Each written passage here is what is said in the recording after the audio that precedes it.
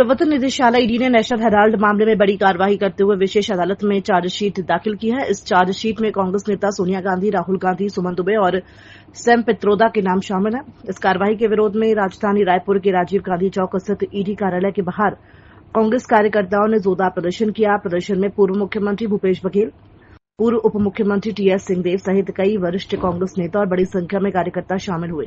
National Herald का बहुत महत्वपूर्ण भूमिका रहा है और उस अखबार को जीवित रखने के लिए कांग्रेस पार्टी के द्वारा जो कुछ भी किया जाना था वो किया गया, लेकिन मोदी और अमित शाह ने बदले के भावना के तहत ईडी के माध्यम से जहां सोनिया जी, राहुल जी से 5-5 दिन तक पूछताछ की और उसमें कुछ मिला नहीं और कल उन्होंने चालान प्रस्तुत किया है जिसमें सोनिया जी, राहुल जी सहित अन्य लोगों के खिलाफ उन्होंने अभियुक्त बनाया है। ये विशुद्ध रूप से राजनीतिक बदले की कार्रवाई है। सोनिया जी को, राहुल जी को, कांग्रेस पार्टी को बदनाम करने की कोशिश की जा रही है। प्रजातंत्र में वैचारिक लड़ाई होना चाहिए और वो लड़ाई राहुल जी पूरी ताकत और पूरी क्षमता के साथ लड़ रहे हैं और इसे घबराकर मोदी और शाह बदले की कार्रवाई किए हैं। इसके हम निंदा करते हैं। साथ ही ऐसे ईडी, सीबीआई, आईटी से डरने वाले नहीं हैं। हम लोग अंग्रेजों से लड़े हैं, इन लोगों से भी नहीं डरने वाले हैं। आज पूरे देश में एक दिवसीय धरना प्रदर्शन इस कार्रवाई के विरोध में किया गया। रायपुर राजधानी में भी बड़ी संख्या में सब हमारे पार्टी के पदाधिकारी और कार्यकर्ता आके इस चिलचिलाती धूप में 60 नोटिस में यहाँ उपस्थित हुए हैं। मैं उन्हें धन्यवाद देता हूँ। लेकिन इस कार्रवाई से निश्चित रूप से हमारा मनोबल कमजोर नहीं बल्कि मजबूत हुआ है।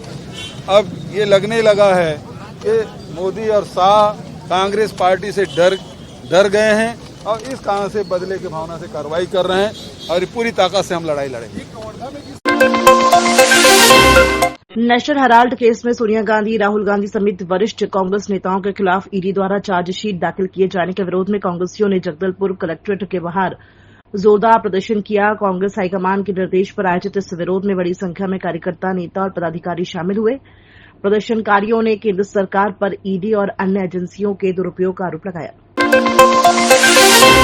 वक्फ बोर्ड में संशोधन को लेकर प्रदेश में फैलाई जा रही भ्रांतियों को दूर करने और सही जानकारी देने के लिए भाजपा जन जागरण अभियान चलाएगी। यह अभियान 25 अप्रैल से शुरू होगा। वक्फ बोर्ड के अध्यक्ष डॉ सलीम राज ने इस संबंध में बयान जारी करते हुए कहा कि कुछ लोग जनता को गुमराह करने की कोशिश कर रहे हैं। संशोधन के नाम पर अफवाहें फैलाई जा रही हैं, इसलिए हम लोगों के बीच जाकर वक्फ बोर्ड के वास्तविक कार्यों और उससे मिलने वाले फायदों की जानकारी देंगे। उन्होंने कहा कि जनता के बीच जाकर संवाद स्थापित किया जाएगा ताकि संशोधन की सच्चाई सामने आ सके और वक्फ बोर्ड को लेकर व्याप्त गलतफहमियां दूर हो। भारतीय जनता पार्टी के द्वारा एक वक्फ सुधार जन जागरण अभियान चलाया जा रहा है। ये 25 तारीख से प्रदेश में लागू हो जाएगा। ये क्योंकि हमारे कांग्रेस के नेता और कुछ मौलाना लोग समाज को दिग्भ्रमित करने का काम कर रहे हैं कि नया वक्फ बिल मुसलमानों के खिलाफ है। तो देश के प्रधानमंत्री जी और देश के गृह मंत्री जी बोल चुके हैं कि मस्जिद, दरगाह, इमामबाड़ा, खानका की 1 इंच भी जगह नहीं ली जाएंगी और इस्लामिक इदारे में सिर्फ इस्लामिक लोग ही रहेंगे। मस्जिद कमेटी में मुसलमान रहेगा, कोई गैर मुसलमान नहीं रहेगा। बात रही वह बोर्ड एक प्रॉपर्टी का बोर्ड है, इसमें गैर मुस्लिम रहने का प्रावधान है, उसमें स्वागत करते हैं।